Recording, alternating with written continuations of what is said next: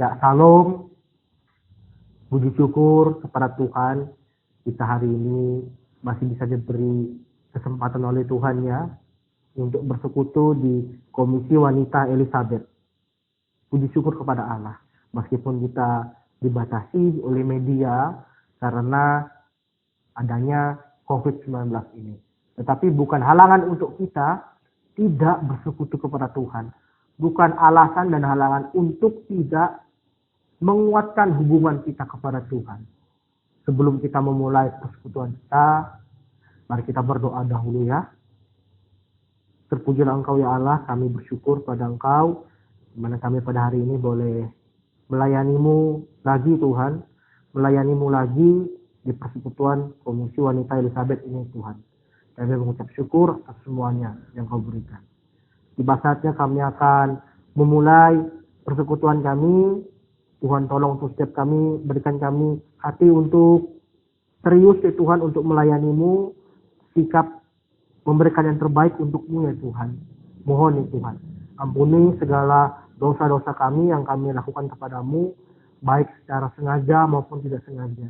Kuduskanlah kami Tuhan. Kami siap hari ini melayani-Mu. Di dalam nama Tuhan Yesus kami berdoa dan mengucap syukur. Amin. Mari kita pujikan Tuhan. Kita angkat satu pujian yang menceritakan kebaikan Tuhan yang begitu besar. Kita angkat pujian yang berkata semua baik. Dari semula telah Kau tetapkan hidupku dalam tangan-Mu. Dari semula telah Kau tetapkan hidupku dalam tangan, dalam rencana-Mu Tuhan. Rencana indah telah Kau siapkan bagi masa depan yang penuh harapan. Katakan semua baik. Semua baik, semua baik. Apa yang telah Kau perbuat di dalam hidupku, amin. Semua baik, sungguh teramat baik. Kau jadikan hidupku berarti. Kita akan pujian ini dari awal kembali.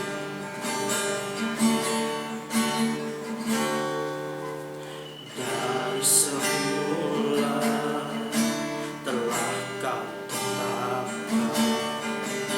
hidupku dalam tangan, dalam rencana-Mu Tuhan. Rencana indah telah Kau siapkan bagi masa depan yang penuh harapan. Semua baik, semua baik, semua baik. Apa yang telah Kau perbuat di dalam hidupku, semua baik, sungguh teramat baik. Kau jadikan hidupku berarti. Katakan semua baik. Semua baik, semua baik. Apa yang telah Kau perbuat di dalam hidupku, semua baik, sungguh teramat baik. Kau jadikan hidupku berarti. Katakan Kau jadikan, Kau jadikan, Kau jadikan, Kau jadikan. Sekali lagi, Kau jadikan hidupku berarti. Mari kita mengambil sikap. Kita kembali berdoa. sebelum kita merenungkan firman Tuhan pada hari ini. Ya Allah kami datang kembali kepadamu Tuhan. Tiba saatnya kami akan diajar oleh firman-Mu. Kami akan merenungkan firman-Mu. Tuhan tolong mampukan setiap kami untuk serius, untuk mengambil sikap yang benar di hadapan-Mu. Duduk manis di hadapan-Mu, mendengarkan ajaran-Mu yang begitu agung, ajaran-Mu yang begitu mulia itu. Tuhan tolong untuk setiap kami untuk boleh mau diajar dan mau dididik di dalam kebenaran-Mu Tuhan. Tuhan tolong setiap kami. Roh Kudus mampukan kami. Tuhan, kami juga berdoa ya Tuhan untuk hamba-Mu yang akan menyampaikan firman-Mu, yang hamba-Mu ini adalah penuh dengan keterbatasan. Tuhan tolong mampukan, Engkau nyatakan urapan-Mu ya Tuhan, kepada hamba-Mu yang akan menyampaikan firman Tuhan ini Tuhan. Terima kasih Tuhan Yesus, kami siap pada hari ini merenungkan firman-Mu. Di dalam nama Tuhan Yesus kami berdoa. Amin. Ya, sekali lagi saya sambut. Salam. Bagaimana kabarnya? Saya harap kita tetap baik ya. Meskipun di situasi yang begitu mencekam seperti ini. Baik, kita pada hari ini akan belajar firman Tuhan. Ya, karena kenapa kita belajar firman Tuhan? Karena jelas sekali di dalam 2 Timotius pasalnya yang ketiga ayat 16, di situ dikatakan, segala tulisan yang diilhamkan oleh Allah memang bermanfaat untuk mengajar, menyatakan kesalahan, memperbaiki kelakuan, dan mendidik orang dalam kebenaran. Nah, jadi untuk setiap kita yang hendak menjadi pribadi yang baik, terutamanya ini baik di mata Tuhan, bukan baik di mata manusia, baik di mata Tuhan. Menjadi pribadi yang mau hidup di dalam kebenaran, pastinya harus merenungkan firman Tuhan. Karena firman Tuhan adalah standar utama, adalah satu-satunya aturan utama yang kita pegang, satu-satunya hukum utama yang harus kita pegang sebagai orang percaya. Kiranya kita bisa selalu dikuatkan dan bisa melakukan firman Tuhan pada perenungan pada hari ini. Nah, ada satu isu yang pernah saya dengar dari telinga saya sendiri. Isu ini katanya ya, atau berisi begini.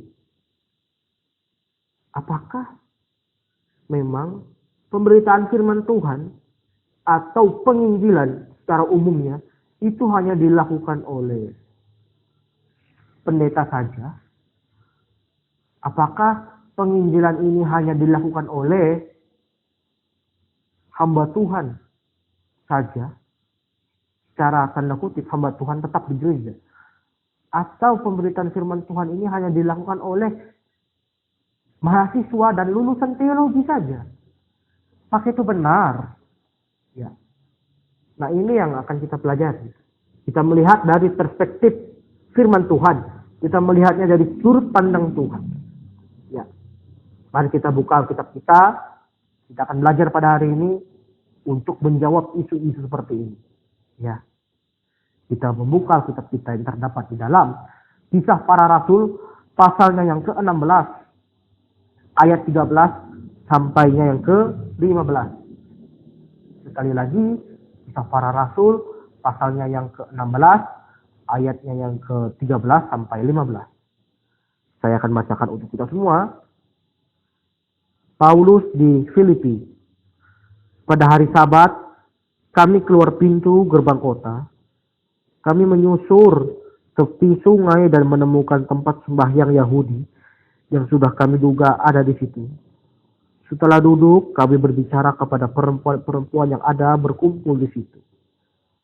Seorang dari perempuan-perempuan itu yang bernama Lydia turut mendengarkan ia, seorang penjual kain ungu dari kota Tiatira yang beribadah kepada Allah. Tuhan membuka hatinya sehingga ia memperhatikan apa yang dikatakan oleh Paulus. Sesudah ia dibaptis bersama-sama dengan seisi rumahnya, ia mengajak kami, katanya, jika kamu berpendapat bahwa aku sungguh-sungguh percaya kepada Tuhan, marilah menumpang di rumahku. Ia mendesak sampai kami menerimanya. Berbahagialah yang membaca dan merenungkan firman Tuhan pada hari ini dan melakukannya dalam kehidupan sehari-hari. Syukur pada Allah. Nah saudara, perlu kita ketahui sebelum kita membahas tentang isu ini, perlu ketahui bahwa konteks dari Kisah Para Rasul 16 ini tidak dapat dilewatkan dari pasal sebelumnya ya, di mana para murid-murid Tuhan atau para rasul mengadakan yang namanya sidang gereja atau konsili gereja. Dia membahas tentang apa? Dia membahas tentang hal-hal praktisi yang ada pada zaman itu, di mana gereja pada zaman mula-mula dibenturkan oleh dua budaya, ya, yaitu budaya Yahudi dan budaya Yunani. Maka dari itu, hal-hal praktis seperti ini dibahas di dalam sidang gereja ini guna untuk kemajuan pemberitaan ini ya. Nah, dan kita masuk selanjutnya dari sidang gereja ini. Rasul Paulus dan kawan-kawan kembali melakukan perjalanannya. Sampai setibanya kita melihat bahwa para rasul melakukan perjalanannya. Salah satunya adalah Rasul Paulus mendapatkan penglihatan yang sebenarnya mereka ingin memberitakan Injil di Asia, tetapi Tuhan untuk pada waktu itu melarang mereka untuk apa? Untuk memberitakan firman Tuhan terdahulu di Makedonia. Kita bisa lihat di ayatnya yang ke-10 sampainya yang ke-11 ya, tetap di Kisah Para Rasul pasal yang ke-16 di mana Rasul Paulus mendapatkan penglihatan. Saya akan bacakan. Penglihatannya seperti apakah? Saya akan bacakan dari ayatnya yang ke-10 ya. Setelah Paulus melihat penglihatan itu, segeralah kami mencari kesempatan untuk berangkat ke Makedonia. Karena dari penglihatan itu, kami menarik kesimpulan bahwa Allah telah memanggil kami untuk memberitakan Injil kepada orang-orang di sana. Kalau kita lihat di ayat yang 9 juga, di situ dalam penglihatan itu orang Makedonia berteriak, menyeberanglah kemari dan tolonglah kami. Dan pada waktu itu juga Rasul Paulus mengambil kesimpulan bahwa ini penglihatan dari Tuhan, bahwa mereka harus memberitakan Injil di Makedonia. Dan tepat pada waktu itu juga pemberitaan Injil dilakukan di kota Filipi atau kota Filipi ya, di mana di Makedonia sendiri itu bukan hanya ada Filipi, tetapi ada jemaat Tesalonika, ada kota Tesalonika, ada Derbe, ada juga Filipi ya. Dan kita juga melihat di peta ini ada juga yang namanya Amfipolis ya. Jadi jelas sekali bukan hanya satu kota saja di dalam Makedonia ini, melainkan ada Filipi ini. Lanjut, kita perhatikan di ayatnya yang ke-12. Ayat 12. Dari situ kami ke Filipi, kota pertama di bagian Makedonia itu, suatu kota perantauan orang Roma. Di kota itu kami tinggal beberapa hari. Jadi tepat pada waktu mereka mendapatkan penglihatan itu, mereka berangkat ke Filipi untuk memberitakan Injil. Ya, seperti yang saya katakan tadi sebelumnya. Lanjut di ayat 13. Tepat pada hari Sabat mereka sampai di kota Filipi. Mereka tinggal beberapa hari di situ. Ya, mereka menemukan satu tempat yang bernama sinagog atau tempat peribadahan orang Yahudi. Di mana sinagog ini, di mana orang Yahudi itu berkumpul untuk beribadah di situ. Dan tepat juga seperti yang diduga oleh Rasul Paulus dan kawan-kawannya, ada Silas dan juga terutama yang melaporkan surat atau kitab Kisah Para Rasul ini, yaitu Lukas, melaporkan bahwa mereka tepat menemukan tempat yang bernama sinagog ini. Dan juga apa yang mereka lakukan di sinagog ini, kita perhatikan di ayat yang ke-13. Perhatikan di kalimatnya yang kedua ya. Kami berbicara kepada perempuan-perempuan yang ada berkumpul di situ. Nah, jadi menarik penulis kisah para rasul ini, yaitu Lukas, menyorot perempuan-perempuan yang ada pada waktu itu. Ya. Mengapa? Apa yang dilakukan perempuan-perempuan pada waktu itu? Di mana di sini Rasul Paulus memberitakan Injil atau memberitakan firman Tuhan. Kita bisa lihat salah satu perempuan yang disorot di sini ya. Itu siapa? Di ayat yang ke-14.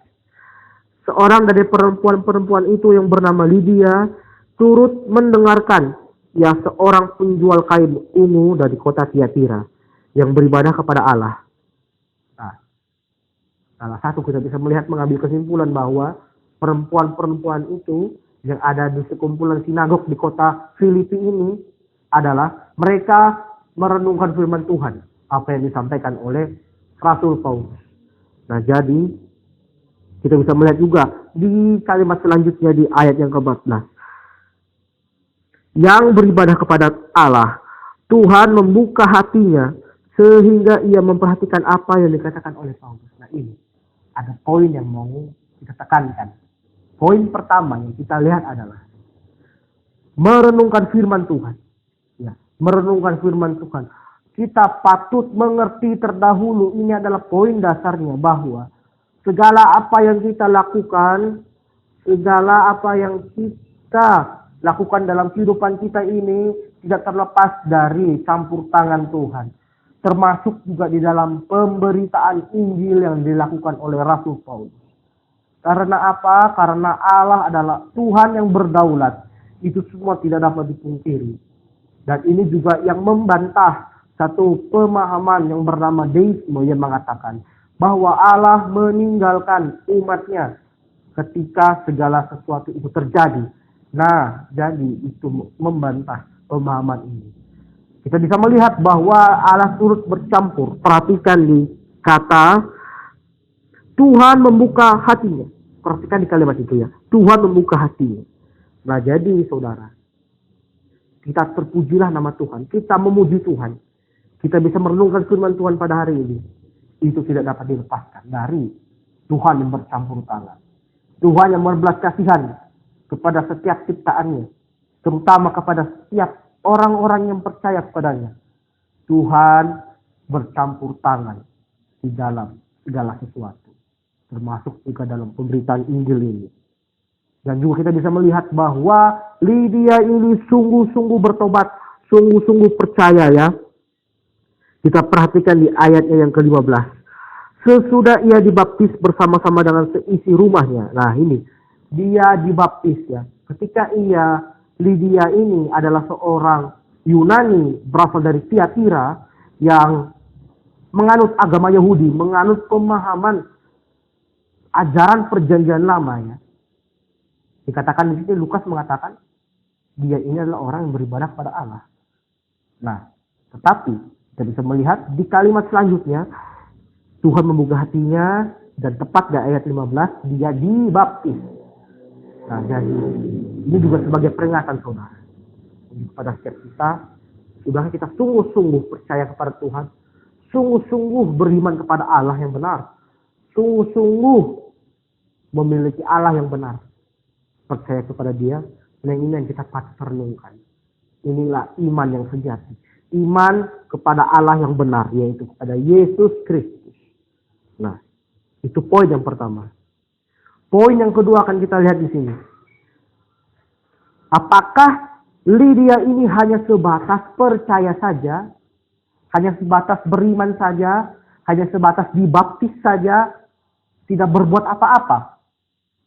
Nah, ini yang menarik. Ya, ini yang menarik. Kita bisa lihat di ayatnya yang ke-15. Kalimatnya yang kedua. Ia mengajak kami, katanya. Jika kamu berpendapat bahwa aku sungguh-sungguh percaya kepada Tuhan, marilah menumpang di rumahku. Ia mendesak sampai kami menerimanya. Ini poin yang kedua. Iman yang sesungguhnya pasti melahirkan buah. Ya, seperti juga dikatakan Tuhan Yesus di dalam Yohanes pasal yang ke-15. Tuhan menuntut orang percaya. Tuhan menuntut setiap muridnya untuk berbuah. Nah ya, juga dijelaskan di dalam Ibrani pasal 11 ayat 1 bahwa iman itu adalah sesuatu yang tidak kelihatan, sesuatu yang kita harapkan namun tidak kelihatan. Nah, jikalau iman ini tidak kelihatan, iman ini tidak memiliki warna, iman ini tidak bisa kita lihat ya, apakah dia itu mempunyai berat seberapa, apakah iman ini memiliki warna apa, iman ini bagaimana aroma ya, kita tidak dapat tahu. Maka dari itu, iman yang benar itu pasti berbuah. Dan buahnya ini yang bisa kita tahu. Nah, kita bisa lihat konfirmasi iman dari Lydia ini apa? Ia menerima Rasul Paulus dalam rumahnya. Dalam konteks apa? Dalam pemberitaan Injil ya. Jadi teman saudara-saudara yang terkasih, bahwa iman yang benar itu pasti menghasilkan buah. Ya. Iman yang sungguh-sungguh itu menghasilkan buah. Seperti juga yang dikatakan oleh Yakobus, saudara Tuhan kita, di dalam Yakobus itu jelas, iman tanpa perbuatan itu adalah mati. Iman yang tidak ada menghasilkan buah itu sebenarnya bukan iman. Maka dari itu dikatakan iman tanpa perbuatan itu adalah mati. Maka saya pertegaskan iman itu menghasilkan buah. Ya. Nah saudara, kita bisa melihat di sini Lydia berpartisipasi dalam pemberitaan Injil yang dilakukan oleh Rasul Paulus dan kawan-kawannya. Inilah iman yang sejati. Nah saudara, apakah kita sudah sampai saat ini juga menghasilkan buah yang sama juga dilakukan oleh Lydia ini? Ya, dia ikut dalam partisipasi dalam pemberitaan Injil. Dia menerima Rasul Paulus dalam rumahnya. Ya, dia melindungi Rasul Paulus. Dan juga kita ketika memberitakan tentang Jemaat Filipi ya, dari pemberitaan Paulus ini yang tidak luput dari campur tangan Tuhan. Ada dua wanita yang menghasilkan buah dari iman yang sejati. Yaitu siapa? Kita bisa lihat di suratnya Rasul Paulus, surat Filipi pasalnya yang keempat. Ayat 2 sampai 5 di situ dikatakan, saya akan membukakannya untuk kita semua, ya. Di situ dikatakan, Eudia yang kunasihati, Sintike yang kunasihati, meskipun di situ mereka ada satu konflik ya. Tetapi di ayat yang ketiga, ia dikatakan sebagai apa? Sebagai orang yang telah berjuang di dalam pemberitaan Injil. Saya akan bacakan di ayatnya yang ketiga. Bahkan ku minta kepadamu juga, Sunsugos, temanku yang setia, tolonglah mereka, karena mereka telah berjuang dengan aku dalam pekabaran Injil. Jadi, kita bisa melihat wanita-wanita yang ada di Makedonia, di kota Filipi ini, menghasilkan iman yang sejati. Yaitu apa? Iman yang menghasilkan perbuatan pemberitaan Injil. Ya. Wow, begitu luar biasa. Mereka tidak duduk diam. Ya. Inilah iman yang sejati. Melakukan kehendak Tuhan, melakukan perintah Tuhan sebagaimana mestinya mereka sebagai orang percaya. Ya. Maka dari itu, tidaklah mengherankan di mana jemaat Makedonia, ya. Di situ ada Berea, ada Tesalonika, ada Filipi. Mereka dikatakan jemaat yang penuh dengan keteladanan, kalau saya katakan. Jemaat yang berjuang dalam Injil, dalam pemberitaan Injil. Kita bisa melihat di Filipi pasal 1, ya. Di situ Rasul Paulus mengucap syukur dari hasil pemberitaan dia. Di mana Rasul Paulus mengucap syukur atas pekerjaan jemaat Filipi ini, yang menghasilkan buah-buah yang segar dari iman yang sejati. Ya. Saudara, maka dari itu, sudahkah kita sebagai wanita-wanita kepunyaan Kristus sama melakukan sama seperti wanita-wanita yang ada di jemaat Filipi, ya, yang ikut memberitakan Injil, yang ikut berjuang dalam pemberitaan Injil, yang ikut dalam partisipasi, yang berpartisipasi dalam pemberitaan Injil. Nah ini yang patut kita renungkan sebagai orang percaya, bukan hanya wanita-wanita saja. Ya. Kita juga bisa melihat di Kisah Para Rasul pasalnya yang ke-17, ayatnya yang keempat, bisa dikatakan bahwa orang-orang Yunani, termasuk juga orang-orang yang ada di Filipi, termasuk juga dengan para wanita-wanita, mereka menjadi orang-orang yang terkemuka. Terkemuka karena apa? Karena keteladanan mereka, karena kepercayaan mereka kepada Kristus. Juga kita bisa melihat di jemaat Tesalonika, dikatakan di pasalnya yang ke-1 bahwa iman jemaat Tesalonika tersebar ke seluruh Yunani, bukan hanya dari Akaya sampai Makedonia, tetapi keseluruhan Yunani. Saudara, inilah iman yang sejati, iman yang menghasilkan buah, iman yang menghasilkan buah-buah segar, ya, yang melakukan kehendak Tuhan. Ya, mustahil jikalau kita mengasihi Tuhan tetapi tidak melakukan perintahnya. Ya, mustahil. Maka dari itu, saya mengajak untuk kita semua, termasuk saya, kita ikut dalam perkabaran Injil. Kita berpartisipasi dalam perkabaran Injil. Ya. Mulai dari hal yang kecil dahulu. Tidak perlu yang sampai menjadi martir, sampai masuk ke kandang binatang buas, tidak perlu dulu. Kita perlu keteladanan yang kecil dulu kita lakukan. Hal-hal yang praktis. Yaitu apa? Sebagai wanita kepunyaan Kristus, kita menjadi teladan. Ya. Saya ingin membukakannya untuk kita semua di dalam 2 Korintus ya, pasal yang ketiga. Saya ingin membacakannya untuk kita semua. Ya.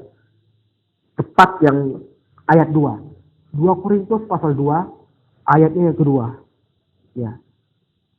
Kamu adalah surat pujian kami yang tertulis dalam hati kami dan yang dikenal dan yang dapat dibaca oleh semua orang. Karena telah ternyata bahwa kamu adalah surat Kristus yang ditulis oleh pelayanan kami. Ditulis bukan dengan tinta, tetapi dengan roh dari Allah yang hidup. Bukan pada loh-loh batu, melainkan pada loh daging, yaitu di dalam hati manusia. Jadi dari 2 poin yang saya sampaikan. Pertama, pertobatan yang sejati itu berasal dari Tuhan, di mana Tuhan ikut bercampur di dalam pertobatan seseorang, menjadi seseorang, menjadi pribadi Kristen yang sejati. Yang kedua, iman yang sejati menghasilkan buah-buah segar. Menghasilkan buah-buah segar. Buah-buah segar itu apa? Melahirkan perbuatan-perbuatan yang benar di mata Tuhan. Melakukan kehendak Tuhan. Ya. 2 poin ini yang paling penting kita pegang sebagai orang percaya. Kita adalah surat Kristus yang tertulis dalam loh-loh daging. Jadilah terang. Jadilah garam di tengah-tengah kegelapan dunia ini. Injil Kristus diberitakan dalam kehidupan kita. Inilah yang Tuhan mau. Ya, menjadikan seluruh bangsa murid-murid. Menjadikan semua orang menjadi murid-murid Kristus yang sejati. Ya. Ada sukacita. Saya harap kita terus bersukacita di dalam nama Tuhan dan kita melakukan kehendak Tuhan, ya. Sebagai orang yang sudah diselamatkan. Kiranya firman Tuhan pada hari ini menguatkan kita dan terus bersemangat sebagai wanita-wanita kepunyaan Kristus yang berjuang dalam pekabaran Injil. Mari kita tutup perenungan firman Tuhan pada hari ini. Saya ajak untuk kita untuk melipat tangan dan memejamkan mata. Kita berdoa kepada Tuhan. Ya Allah kami, inilah firman Tuhan yang kami terima. Ya Tuhan, yang kami sampaikan. Yang hamba-Mu sampaikan ya Tuhan.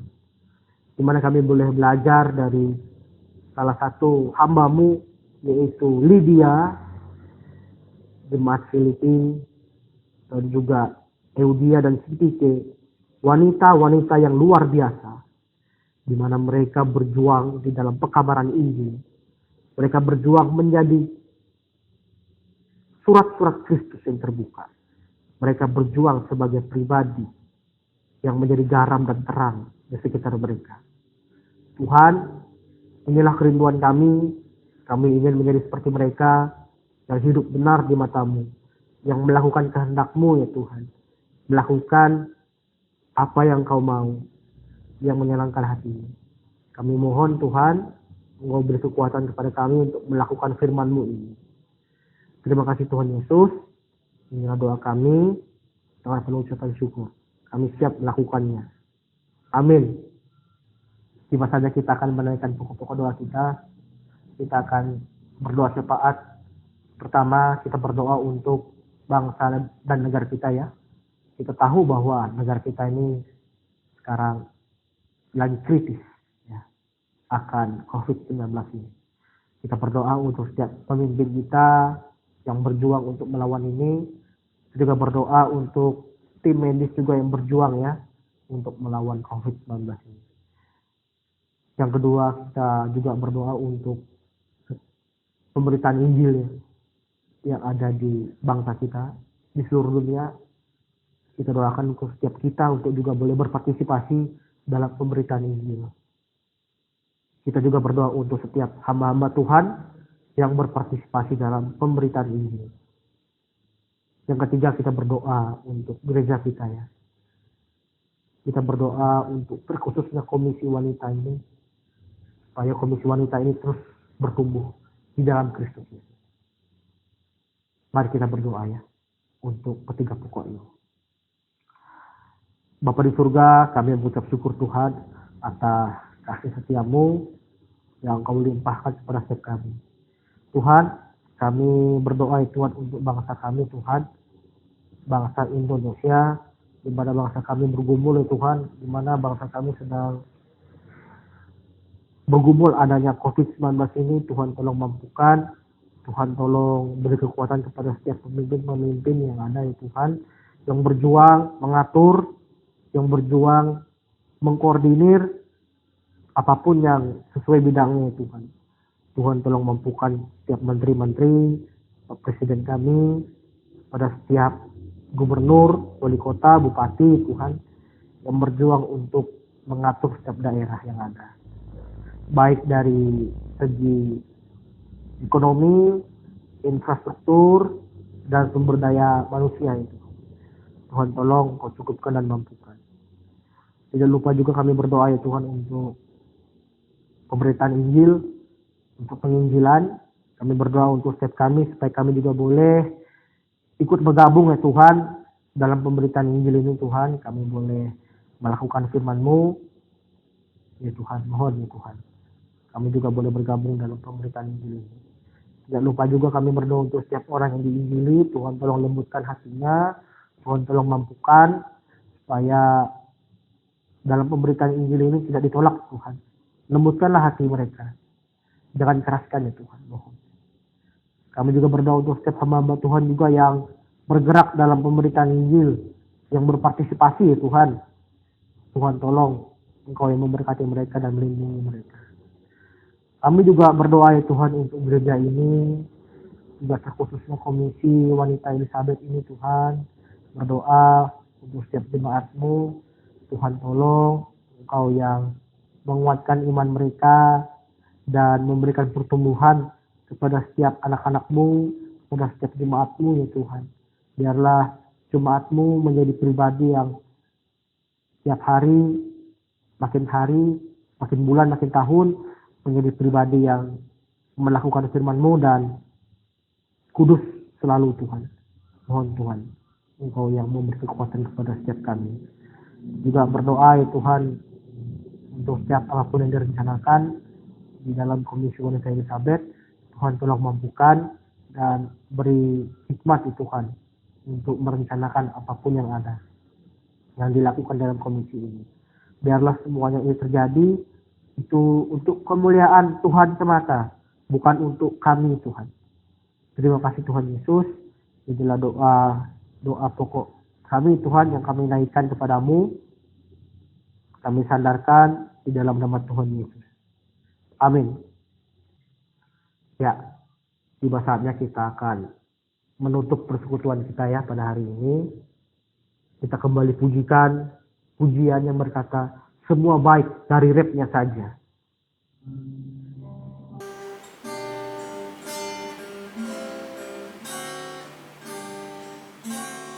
Semua baik, semua baik, apa yang telah kau perbuat di dalam hidupku. Semua baik, semua baik, sungguh teramat baik. Kau jadikan hidupku berarti. Sekali lagi kita pujikan ini. Semua baik, semua baik, apa yang telah kau perbuat di dalam hidupku. Semua baik, sungguh teramat baik. Kau jadikan hidupku berarti. Kembali kita tutup persekutuan kita di dalam doa juga ya. Mari kita berdoa kembali.